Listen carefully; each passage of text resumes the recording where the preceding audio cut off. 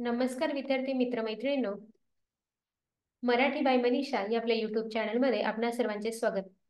मित्रांनो, आजच्या व्हिडिओमध्ये आपण घर या कवितेचा स्वाध्याय पाहणार आहोत. म्हणजेच या घर कवितेतील मराठी व्याकरणाचे काही प्रश्न पाहणार आहोत. आणि मागच्या व्हिडिओमध्ये आपण घर या कवितेचा स्वाध्याय पाहिलेला आहे. त्यामध्ये एका वाक्यात प्रश्नांची उत्तरे लिहा, घराचे वर्णन करा, त्याचबरोबर आकृती पूर्ण करा, योग्य ते पर्याय निवडा आणि शब्द व त्यांचे अर्थ लक्षात घ्या. हे प्रश्न आपण मागील व्हिडिओमध्ये पाहिलेला आहे. त्याचबरोबर घर ह्या कवितेचा भावार्थ देखील आपण मागील व्हिडिओमध्ये समजून घेतलेला आहे आणि ते मागील व्हिडिओ देखील तुम्ही पाहायचे आहेत. व्हिडिओ आवडले तर व्हिडिओला लाईक, शेअर, सबस्क्राईब करायला विसरायचं नाहीये. आणि मित्रांनो, आजच्या भागामध्ये आपण लिंग बदला, त्याचबरोबर वचन, लिंग ओळखा आणि वचन बदला, समानार्थी शब्द, त्याचबरोबर रची रूप आणि काना दिल्याने शब्दाचा अर्थ कसा बदलतो, हे प्रश्न आजच्या व्हिडिओमध्ये आपण पाहणार आहोत. म्हणून हा व्हिडिओ तुम्ही शेवटपर्यंत पहा आणि व्हिडिओ आवडला तर व्हिडिओला नक्कीच लाईक करा आणि जास्तीत जास्त मित्रांपर्यंत शेअर करा. तर चला मित्रांनो, पाहूया घर या कवितेचे प्रश्न. त्यामध्ये पहिला प्रश्न आहे, खालील शब्दांचे लिंग ओळखा व वचन बदला. आता आपल्याला इथे 3 रकाने दिलेले आहेत. त्यामध्ये पहिल्या रकान्यामध्ये शब्द दिलेले आहेत. या शब्दाचे आपल्याला लिंग ओळखायचं आणि वचन बदलायचं आहे. मग उदाहरणासाठी 1-2 शब्द दिलेले आहेत. त्यामध्ये पहिला शब्द आहे घर. तर घर या शब्दाचं लिंग आहे नपुंसकलिंग आणि वचन बदलायचं झालं तर हे घर एक वचन आहे आणि अनेक वचन करायचं असेल तर ते घर या शब्दाचं अनेक वचन घरे असं होतं. पण मित्रांनो, लिंग कसं ओळखायचं ते मी तुम्हाला शॉर्टमध्ये सांगते. आणि यावर लिंग ह्या घटकाचा देखील मी व्हिडिओ बनवलेला आहे मागील व्हिडिओमध्ये. तो देखील तुम्ही पाहायचा आहे, म्हणजे तुम्हाला व्यवस्थित लिंग हा घटक कळणार आहे. त्याचबरोबर वचन ह्या घटकाचा देखील मी व्हिडिओ बनवलेला आहे, तो देखील तुम्ही पाहायचा आहे. बघा, ज्या वेळेस आपण एखाद्या शब्दाला तो, ती आणि ते हे प्रत्यय लावतो त्यावरनं आपल्याला लिंग ओळखता येतं. आता इथे घर हा शब्द आहे. आता घर ह्या शब्दाला आपण ते घर असं म्हणतो, म्हणून ते कुठलं लिंग होतं? नपुंसकलिंग. ज्या वेळेस आपण शब्दाला ते हे लिंग लावतो तर ते नपुंसकलिंग होतं. तो हे प्रत्यय लावतो त्यावेळेस पुल्लिंग होतं. ती हे प्रत्यय लावतो त्यावेळेस ते स्त्रीलिंग होतं आणि ते हे प्रत्यय ज्या वेळेस शब्दाला लावतो ते नपुंसकलिंग असं होतं. आता पाहूया पुढचे काही शब्द. आता बघा, भिंत. आता भिंत हा शब्द उच्चारताना आपण ती भिंत असं म्हणतो, म्हणून ती भिंत कुठलं लिंग झालं? स्त्रीलिंग झालं. आणि भिंत ही एक वचन आहे आणि अनेक वचन करायचं झालं तर ते भिंती असं होतं. त्याचबरोबर चेहरा, तर हा शब्द आपण तो चेहरा असं म्हणून उच्चारत असतो.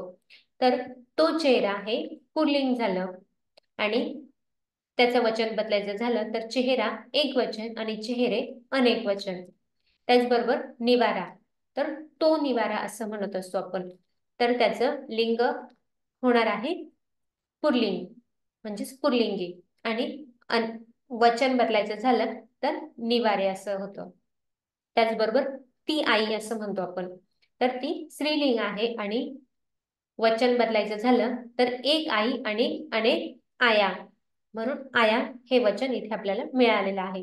त्याचबरोबर तो डोंगर असं म्हणतो, म्हणून तो डोंगर पुल्लिंग झाला आणि अनेक वचनामध्ये डोंगरे असं होतं.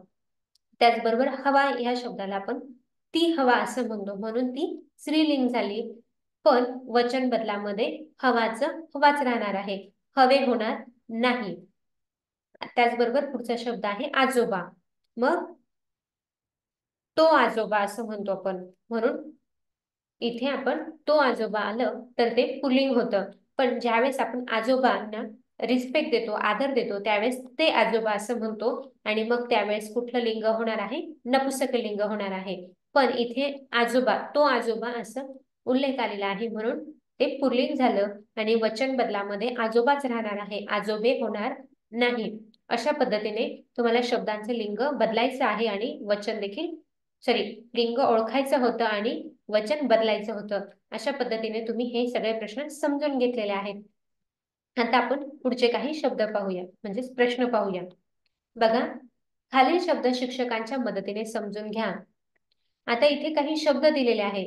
एक छोट्या गोलामध्ये एक शब्द दिलेला आहे आणि त्याच्याशी रिलेटेड बाहेर काही शब्द दिलेले आहेत. म्हणजे घर ह्या शब्दाला समानार्थी शब्द इथे या गोलाच्या बाहेर दिलेले आहेत. मग ते समानार्थी शब्द कोणकोणते आहेत? घर म्हणजे सदन पण म्हणत असतो, त्याचबरोबर धाम, निवास, गृह, आलय आणि भवन हे सगळे शब्द घर ह्या शब्दाचे समानार्थी शब्द आहेत. त्याचबरोबर अजून पुढचा शब्द पाहूया, सूर्य.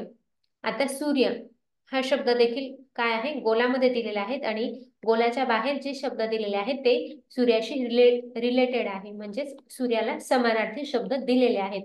व सूर्याला समानार्थी शब्द आहे आदित्य, दिनकर, प्रभाकर, रवी, भास्कर, मित्र, भानू आणि दिवाकर. हे सगळे शब्द काय आहेत? समानार्थी शब्द आहेत. कोणाचे? सूर्य ह्या शब्दाचे. अशा पद्धतीने आता आपण समानार्थी शब्द समजून घेतलेले आहेत. आता पुढचा प्रश्न पाहूया. खालील शब्द वाचा, लिहा. बघा, इथे आपल्याला र ची रूप समजून घ्यायची आहेत. आता र हा शब्द म्हणजेच हे व्यंजन आपण उच्चारतो. कधी कधी शब्दामध्ये त्याचा वापर केला जातो, पण काही शब्दांमध्ये त्याचा उच्चार होतो पण त्याचा वापर चिन्हामध्ये केला जातो. मग रच्या व्यंजनाचे चिन्ह कोणकोणते आहेत? तर ते आहेत रफार. हे जे चिन्ह आहे हे रच चिन्ह आहे. त्याचबरोबर आपण शब्दाचा पाय मोडतो, हे देखील चिन्ह कशाचं आहे? रच आहे. त्याचबरोबर राष्ट्र म्हणतो आपण, तर त्यावेळेस हे जे चिन्ह आहे उलटा वीच, तर हे पण चिन्ह रच आहे. त्याचबरोबर अर्धा चंद्र काढतो तो देखील कशाचा आहे? रचाच आहे. अशा पद्धतीने हे जे चिन्ह आहेत हे कशाचे चिन्ह आहेत? र ची चिन्ह आहेत. मग आता आपण समजून घेऊया कुठे कुठे र चे चिन्ह दिलेले आहेत. बघा, सूर्य हा शब्द आहे. मग या सूर्य ह्या शब्दामध्ये आपण सु र य असं न लिहिता हा शब्द व्याकरणदृष्ट्या चुकीचा आहे, पण तो लिहिताना या पद्धतीने लिहायचा आहे. म्हणजे हा र चिन्हामध्ये कन्वर्ट करायचा आहे. मग इथे र ला य ला काय केलेलं आहे? रफार दिलेला आहे, म्हणजे रचा इथे उच्चार होतो. त्याचबरोबर चक्र, च क र असा शब्द न लिहिता आपण ह्या पद्धतीने लिहितो. म्हणजेच क ला काय करत असतो? हा र या क मध्ये काय करतो? कन्वर्ट करतो. म्हणजे अर्धा र इथे क ला जॉईन केलेला असतो, म्हणजे चिन्हामध्ये. त्याचबरोबर राष्ट्र, वाऱ्यावर, कार्य, खगराज, महाराष्ट्र, साऱ्यांचा, पूर्व, प्रकाश, सौराष्ट्र, कोऱ्या, सर्व, तक्रार, राष्ट्रध्वज, ताऱ्यांना, कर्क, आम्र, राष्ट्रीय आणि चाऱ्याला. हे सगळे जे शब्द आहेत हे शब्द कशाचे आहेत? र ची रूपांची आहेत. म्हणजे ह्या शब्दांमध्ये काय केले, जिथे जिथे जिथे जोड शब्द आलेले आहेत तिथे र चा वापर केलेला आहे.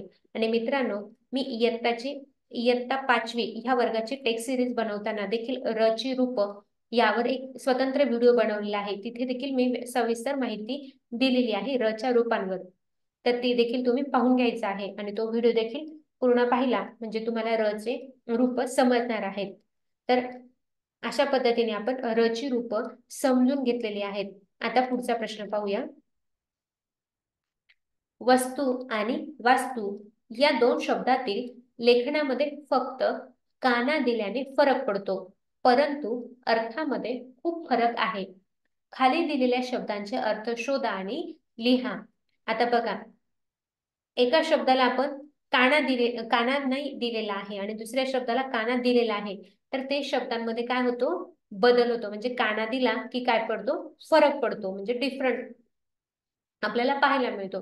मग त्यामध्ये वस्तू हा शब्द आहे. मग वस्तू हे स्पेलिंग आपण असं लिहिलं पण त्याचा अर्थ होतो जिन्नस किंवा न. पण ह्याच व ला आपण काना दिला तर तो शब्द होतो वास्तू आणि त्याचा अर्थ होतो घर. असे अजून काही शब्द आपण पाहूया. बघा, पहिला आहे कप आणि त्याला क ला जर काना दिला तर तो शब्द होतो काप. तर कप याचा अर्थ होतो चहा पिण्याचे साधन आणि काप याचा अर्थ होतो भाग किंवा क्रियापद. पुढचा शब्द पाहूया, तार. आता इथे तार या शब्दामध्ये र ला काय केलेलं आहे, आपण पुढे काना दिला तर तो शब्द होतो तारा. तर तार याचा अर्थ होतो धातूची बारीक लांब काडी आणि तारा म्हणजेच चांदणी किंवा नक्षत्र. आता तिसरा आहे खरे आणि खारे. खरे म्हणजे काय, सत्य, ट्रुथ. आणि खारे याचा अर्थ खारट, चवीचे. पुढचा आहे गर आणि गार. गर म्हणजे काय, गाभा आणि गार याचा अर्थ थंड. जी पावसाची गार पडते ना ती कशी असते, थंड, म्हणून आपण तिला थंड असं म्हणायचं. पुढचा शब्द घर आणि घार. घर याचा अर्थ सदन किंवा गृह आणि घार याचा अर्थ एक पक्षी जे आकाशामध्ये उंच उडते ती घार. त्याचबरोबर चार आणि चारा. चार याचा अर्थ चार याचा अर्थ अंक, नंबर. आणि पुढचा आहे चारा. चारा याचा अर्थ गुरांचे खाद्य किंवा गवत. पर आणि पार. पर याचा अर्थ पंख आणि पार याचा अर्थ पलीकडे किंवा झाडाभोवतीचा ओटा, त्याला आपण पार असं म्हणतो. पुढचा शब्द आहे वर आणि वार. वर याचा अर्थ नवरा किंवा वरची बाजू आणि वार याचा अर्थ दिवस किंवा पूर्वीचे मोजमाप. अशा पद्धतीने आपण काना दिल्याने शब्दामध्ये कशा पद्धतीने बदल होतो ते समजून घेतलेलं आहे. आणि मित्रांनो, तुम्हाला जर विशेषण, लिंग, वचन आणि म्हणी हे घटक समजून घ्यायचे असेल तर याबद्दल तुम्हाला लिंक देखील डिस्क्रिप्शन बॉक्समध्ये दिलेली आहे आणि ती लिंक तुम्ही पाहून घ्यायची आहे. आणि हे व्हिडिओ देखील आवडले तर ते देखील लाईक करायचे आहेत आणि जास्तीत जास्त मित्रांपर्यंत शेअर करायचे आहे. आणि मित्रांनो, आता पुढील व्हिडिओमध्ये आपण बाबांचं पत्र, एकनाथ आवाड यांचा पाठ बघणार आहोत. म्हणून तुम्ही आत्ताच आपल्या चॅनल सबस्क्राईब करून ठेवा. आणि मित्रांनो, आजचा हा व्हिडिओ तुम्हाला कसा वाटला ते मला कमेंट करून कळवायचं आहे. आणि आजचा हा व्हिडिओ आवडला असेल तर व्हिडिओला नक्कीच लाईक करा. आणि मित्रांनो, जेव्हा तुम्ही लाईक करता तेव्हा मला जरा मोटिवेशन मिळतं, म्हणून कृपया तुम्ही आपल्या व्हिडिओना थोडंसं लाईक देखील करत चला. जास्तीत जास्त मित्रांपर्यंत हे व्हिडिओ शेअर करा. आजचा व्हिडिओ कसा वाटला ते मला कमेंट करून कळवायचं आहे. आणि चॅनलला अजून सबस्क्राईब केलं नसेल तर सबस्क्राईब करून ही घंटीचं आयकॉन देखील प्रेस करायचं आहे आणि आपल्या चॅनल थोडं सपोर्ट करायचं आहे. आणि व्हिडिओ तुम्ही पूर्ण पाहिला त्याबद्दल तुमचे मनापासून धन्यवाद.